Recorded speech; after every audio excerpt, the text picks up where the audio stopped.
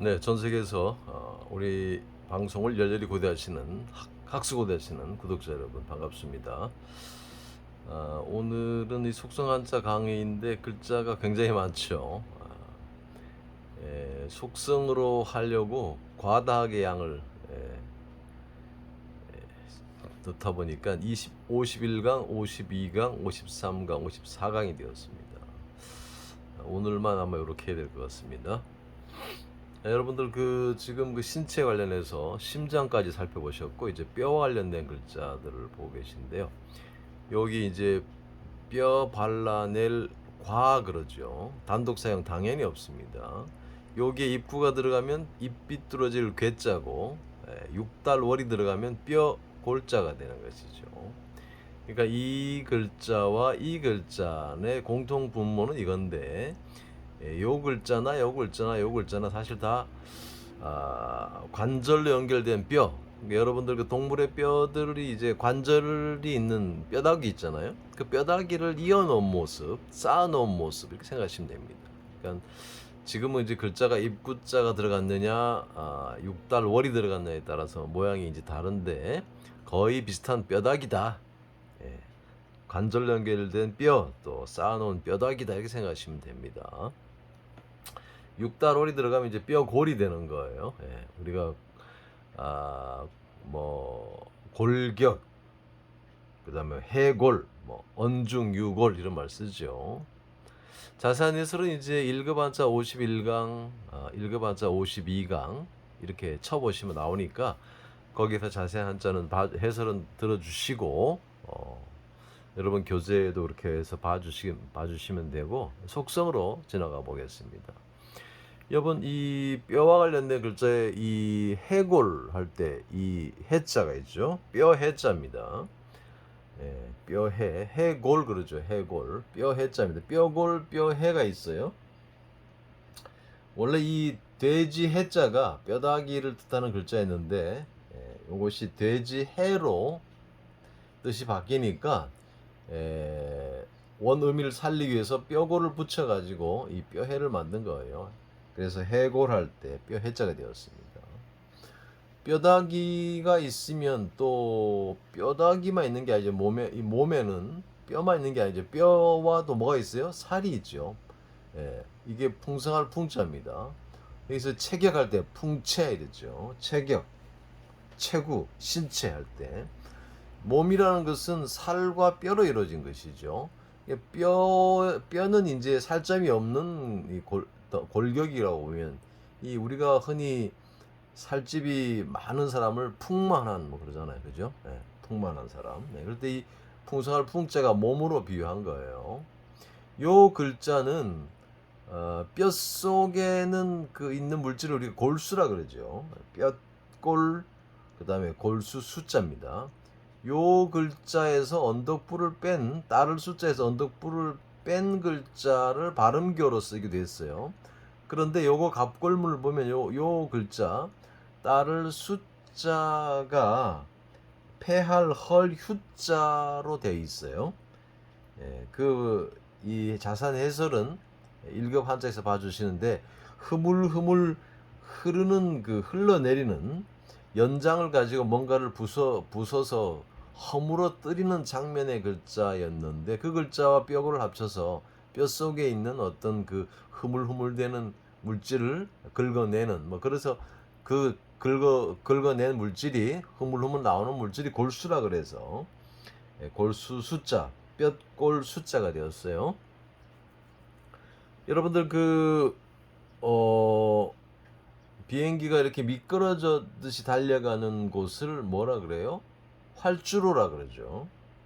그 다음에 기계들이 아주 원활하게 스무스하게 돌아가게 만들어주는 기름을 윤활유라 그러죠.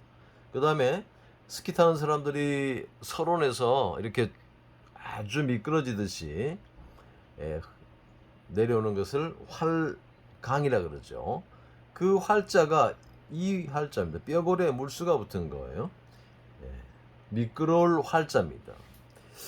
뼈다귀에 물수가 붙었는데 어떻게 미끄러울 활자가 되었을까요? 한 60, 40대나 한 50대 후반, 중후반 이상은 다 시골에서 살아보신 분 아실 거예요. 보통 개들이 뭘 갖고 놀아요? 예, 뼈다귀 갖고 놀죠. 뼈다귀를 가지고 막 물어뜯기도 하고 합니다. 그러면 뼈다귀에 살이 하나도 안 남아나고 아주 맨질맨질해져요. 윤활유를 묻혀놓은 것처럼 뼈다귀가 아주 윤기가 나요. 아주 그냥 부드러워집니다. 예, 파리가 앉으면 그냥 미끄러질 듯이 그렇게. 그래서 미끄러울 활자가 된 거예요. 예. 그 다음에 밥 주던 개도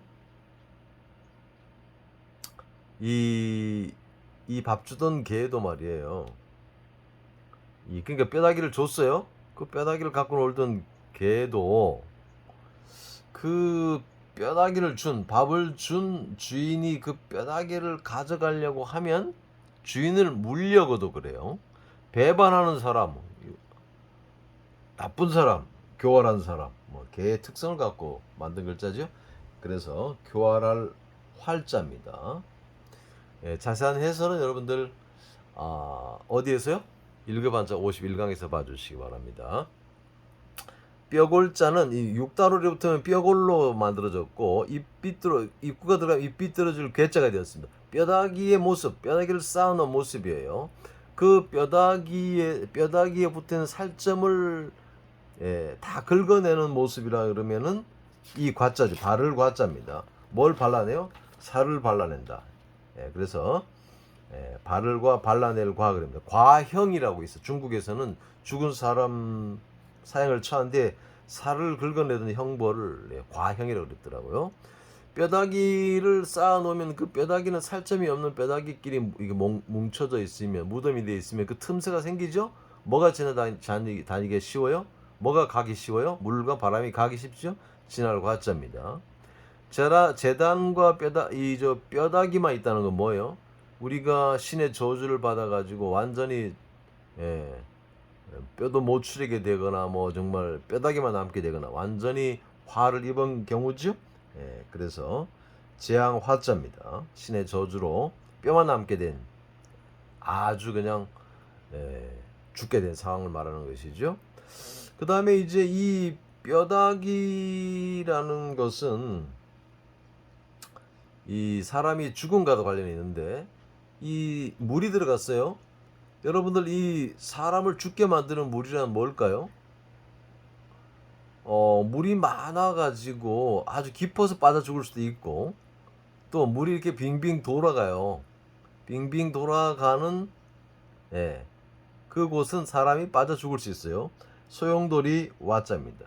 와중할 때 소용돌이 와자예요.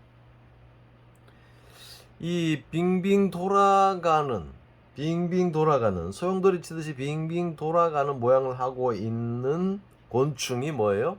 달팽이 와자. 와각지쟁이라는 아주 유명한 말이 있죠. 와각지쟁. 여기서 빨간 글자는 1급, 파란 글자는 2급, 그리고 요 빨간 글자도 아닌 이런 글자들은 1급을 넘어가는 글자들이다 생각하시면 됩니다. 자, 51강과 52강, 53강으로 넘어가 보시죠. 53강에도 요것이 뭔 글자입니까? 부서진 뼈 알, 부러진 뼈 알 그럽니다. 요것이 이제 뼈다귀의 모습이라면 그 뼈다귀가 부러져 있는 모습, 부러진 뼈 알. 뼈가 부러졌다, 부서졌다는 건 뭐예요? 거의 죽었다, 이런 얘기겠죠. 죽기 일보 직전이나 죽음과 관련된 글자겠죠. 그래서 죽을 사자가 되었습니다. 짝 보시면 부서진 뼈 알자, 부러진 뼈 알자가 다 들어가 있죠. 그리고 사람이 들어가면 죽을 사자, 사람을 숲을 망자, 숲 속에다가 묻어버리니까 장사 지낼 장자, 장사장자죠. 이 글자는 몰자 아닙니까? 여러분들 이 몰자가 두 개가 있죠.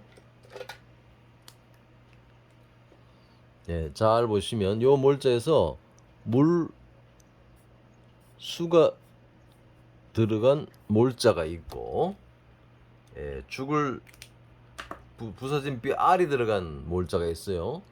우리가 물에 빠져 죽이는 걸 몰사 이런 말이죠. 가라앉을 몰자입니다. 요 글자 오른쪽에 있는 글자가 요 해자 써 있죠. 빙기 돌아가는 물이 도는 그 쏘의 모습과 그 물이 돌아가는 쏘에서 물에 빠진 사람이 살려달라고 손우자 있죠? 손을 흔드는 장면. 그래서 물이 돌아가는 물에 빠져서 손을 흔들지만 빠져 죽어요. 몰사죠. 전쟁에서 아무리 도와달라고 해도 전쟁에서 물에 빠져 죽듯이 적군의 총탄에 죽어요. 그 죽은 사람을 뭐라 그래요? 전몰. 예, 죽을 몰자는 다 죽을 몰자인데 요거는 가라앉을 몰자, 물에 가라앉아 죽는 거고, 요거는 전쟁터에서 싸우다 죽는 거. 전몰 장병 그러죠. 예. 그래서 전몰과 몰사, 전몰 장병 같은 글자, 비슷한 글자이지만 그런 뜻이 차이가 있습니다. 자, 이 부서진 뼈알은 죽음 관련이 있다. 죽음의 한가운데 재앙앙자고, 이게 아이 태자죠. 어린아이가 거의 죽게 되었다. 어린아이가 뼈만 남았다. 거의 죽음 일보 직전이죠. 태반, 위태. 거의 죽게 되었다는, 뼈만 남게 되었다는 것은 이제 거의 죽음에 이르렀어요. 위태한 상황이지요. 거의 태, 위태, 태자입니다. 자세한 강의 해설은 1급 한자 53강에서 봐주시고 속성으로 가보시겠습니다. 요 창과 두 개가 해칠 잔자, 쌓을 전자죠. 창이라는 것은 뼈다귀처럼 아주 이 쌓아 놓으면 부피가 별로 없이 많이 쌓을 수 있는 것이죠. 그래서 이 해칠 잔자인데 창과 두 개니까 전쟁에서 창을 가지고 쳐들어온 군대가 상대방을 초토화시키기 때문에 초토화시키니까 해칠 잔이란 뜻도 있습니다만 쌓을 전이란 뜻도 있어요. 쌓아놓은 모습이에요.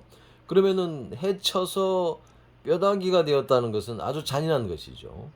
물론 뭐 전쟁 가서 상대방을 죽여야 되겠습니다만 죽이는 측에서 보면은 전승 올린 거지만 죽임을 당한 측에서 보면은 완전히 정말 잔인하게 죽음을 당한 것이죠. 그래서 잔인할 잔자입니다. 해칠 잔자, 잔인할 잔자예요. 그러니까 이게 부서진 뼈알 자체가 뼈다귀라 그러면 이 뼈다귀를 이 창을 쌓아놓듯이 쌓아놨다 해도 죽은 사람의 무덤을 보고서 해쳤구나, 잔인하구나 이런 그런 뜻으로 연상할 수 있겠죠. 그 다음에 이제 이 전쟁에서 이제 휩쓸고 지나가고 남은 것들이 뭐가 있겠어요. 이 적군이 쳐들어 지나간 자리에 남아있는 곡식도 별로 없고 살아있는 사람들도 별로 없어요. 그 남아있는 것들을 뭐예요? 잔상, 폐잔병, 잔루할 때 남을 잔자입니다. 여기 요 글자가 해칠 잔자, 민족 상잔, 잔인, 잔혹의 해칠, 잔이랄 잔자도 되고 폐잔병, 잔루, 잔상, 잔상이 남다 그러죠. 남을 잔자도 됩니다. 요거는 특수하다 할 때 쓰는 글자죠. 특수하다. 뛰어날 숫자, 죽일 숫자, 특수, 수운을 세웠다 할 때 쓰는 겁니다. 요 주자가 붉을 주자가 나무의 수량 파악하기 위해서 나무에다가 칼로 선을 그어 놓습니다. 그럼 나무에 그어진 선으로 인해서 그 선에서 수액이 흘러내리는데 사람 몸에 생채기가 나면서 피가 흘리는 모습과 비슷하게 여겨서 그렇게 해서 죽게 되죠. 그렇게 순식간에 사람을 칼로 한 방에 죽게 만들었다. 수훈, 특수, 다룰 수, 뛰어날 수, 죽일 수. 고들 직자입니다. 사람이 올곧게 살다가 죽어야 후손들이 그 후손들이 잘 된다. 번성할 식자, 불릴 식자, 양식, 번식, 생식입니다. 열을 순자죠. 여러분 순교, 순직, 순장 그러죠. 따라 죽을 순입니다. 순교, 교를 따라 죽는 거죠. 순직, 직업을 따라서 일 열심히 하다 죽는 거죠. 순장, 남이 죽었는데 함께 무덤에 들어가는 거죠. 따라 죽을 순자입니다. 열을 순자, 열흘 뒤에 죽는다. 이렇게 생각하시면 되겠습니다. 요 뼈다귀에다가 칼도가 들어갔어요. 54강입니다. 여러분들 이 뼈다귀라는 것은 동물을 잡아가지고 칼 가지고 이제 뼈다귀 이 동물로 완전히 해부를 합니다. 가죽은 가죽대로, 살은 살대로, 살은 또 뼈다귀 붙은 살은 뼈다귀에서 이 칼로 발라내야 되겠죠? 쫙 버려 놓습니다. 가죽, 머리, 뭐 살, 간, 뭐 이렇게 다 한 마리 다 통째로 분해한 다음에 쭉 벌려놔요. 늘여놔요. 그래서 버릴 열차 열거 일열에 버릴 줄 분리할 줄 열자가 되었어요. 완전히 조각조각 만든 것이죠. 그 조각조각 만든 것에서 글자가 빠졌습니다만, 결열, 균열, 파열, 분열에 여기에서 요 글자에서 오드이자만 들어가면 이 글자가 파열, 균열, 결열, 분열의 찢을 열자입니다. 옷을 오드이자죠. 옷을 갈기갈기 찢었다. 죽은 동물을 잡은 동물을 갈기갈기 살을 발라내고 하는 모습에서 옷도 갈기갈기 찢어 발긴다 해서 결열, 균열, 파열, 분열의 찢을 열자입니다. 그렇게 해서 다 발린 다음에 불에다가 집어넣고 필요 없는 그 가죽이나 뼈다귀나 뭐 이런 것들은 없애버려요. 다 태워버려요. 얼마나 정말 센 열기에 그런 것들을 다 태워야 되겠습니까? 그래서 여러분들 그 치열하다, 맹렬하다, 격렬하다 이런 열화와 같은 할 때 매울 열자, 세찰 열자입니다. 여러분 동물을 분리하다 보면 동물을 뼈에서 이제 발굴하고 뭐 이제 그다음에 이제 뭐 이렇게 하다 보면 제가 전에 마장동에 산 적이 있었습니다. 그 마장동에 우시장 가보면 이 그 뼈다귀에 붙은 살들을 다 이렇게 발라내서 파는 또 그 고기만 파는 사람들이 있어요. 아주 맛있습니다. 뼈에 붙은 마지막 그 살이 여러분들 갈비집 가서 갈비에 붙는 살 맛있잖아요. 그 살만 발라서 파는 사람들이 있는데 뼈 같은 돼지나 개나 뭐 소를 잡았으면 대충 뼈다귀들이 비슷해야 되는데 그 중에서 특출나게 다른 뼈들이 또 있을 수 있어요. 사람도 죽었는데 그 사람을 이제 이 시신을 수습해서 이 관에다가 이렇게 넣고 이렇게 하려고 하는데도 다른 사람과 좀 특이한 그런 어떤 골격을 갖거나 뭐 모양을 한 사람들이 있어요. 그래서 일반 사람과는 좀 다른 거예요. 그런 유독 다른 그 모습에서 비교하다 이런 뜻이 생겼어요. 법식 본보기 이런 뜻도 생겼습니다. 그래서 뭐 조례 예외란 게 뭐예요? 다 같은 뼈다 그 동물을 잡았지만 그 중에 특출난 놈이 있는 거예요. 예외가 있는 거예요. 그 다음에 조례, 판례, 사례라 그러죠. 이 동물을 잡는 방식, 사람이 그 동물을 잡는 방식이나 수습하는 방식이 거의 다 똑같아요. 어떻게 보면 그것이 판례가 되는 것이죠. 예가 되는 겁니다. 그래서 예자, 사례하다, 법식 예자, 본보기 예자, 사례 예자가 된 겁니다. 이 글자는 쌀미자가 들어가 있어요. 쌀미자와 이 손우자가 들어가고 뼈다귀가 들어가 있습니다. 쉽게 말하면 지금 이 손으로 쌀이 상징하는 떡을 들고 있고 뼈가 상징하는 갈비를 들고 있는 장면이에요. 그러니까 이게 뭐 하는 장면이에요? 잔치하는 장면이에요. 잔치에서 전쟁에서 승리하고 돌아온 군인들이 에게 잔치를 벌여주는데 건하게 잔치를 벌여주죠. 그 잔치라는 것은 반드시 먹을 것이 풍부해야 되고 거기에는 이 양손에 갈비를 들고 있어야 돼요. 그래서 이 글자가 사실은 정미가 이게 먹을 찬자가 되어야 되는데 먹을 찬자가 되고 잔치할 찬자 뭐 이런 게 되어야 되는데 그냥 정미 찬자, 밥 찬자로 바뀌어 버렸어요. 단독사항이 없어졌습니다. 그러니까 어쨌든 잔치를 벌이고 있는 장면이죠. 엄청나게 잘 먹고 있는 장면이죠. 밤늦게까지 불 밝히고 먹어야 되죠. 휴양찬란. 전쟁에서 승리하고 돌아온 군인들이 어두웠으니까 빨리 집에 가려니까 불 밝히고 군인 전체가 불 밝히고 지금 잔치를 벌이고 있어요. 성 안에 이 군인들이 밥을 먹으려고 하면 잔치를 벌이려고 하면 그 성 안 전체를 불 밝혀야 될 거 아닙니까? 그러면은 전기가 없던 시절에 성 바깥에 있는 그 시골 변방에 살던 그 백성이 볼 때 성 안은 얼마나 밝겠습니까? 휘황찬란하죠? 불화가 들어갑니다. 휘황찬란하다. 불 밝히고 밥 먹는 장면, 잔치를 벌이는 장면이에요. 여기에서 발음만 따와서 구슬옥이 들어가면 구슬옥이 다른 글자와 함께 쓰이면은 임금왕으로 바뀐다 했죠? 요거는 옥빛 찬자, 빛날 찬자입니다. 사람 이름 외에는 뭐 거의 안 쓰이는 것 같아요. 자, 요것이 요 잔치할 찬자인데 정미 찬자, 밥 찬자로 바뀌니까 여기에다가 밥식자를 집어넣습니다. 그래서 먹다라는 걸 더 강조한 글자가 예, 밥찬 먹을 찬자입니다. 만찬 조찬할 때 쓰는 말이죠. 만찬이란 저녁밥을 먹는 거죠. 조찬은 아침밥을 같이 먹으면서 뭐 회담하는 것이죠. 만찬 조찬할 때 밥찬 먹을 찬자입니다. 네, 이렇게 해서 짐승의 뼈다귀, 동물의 뼈다귀를 가지고 만든 글자가 뼈골자가 있었고 입 비뚤어질 괴자가 있었고 그 다음에 뼈가 좀 부러졌다 부서진 뼈 알자가 있었습니다. 이렇게 해서 뼈와 관련된 글자들을 51강, 2강, 3강, 4강을 통해서 다 살펴보셨습니다. 속성한자 측은 좀 길었습니다. 수고하셨습니다.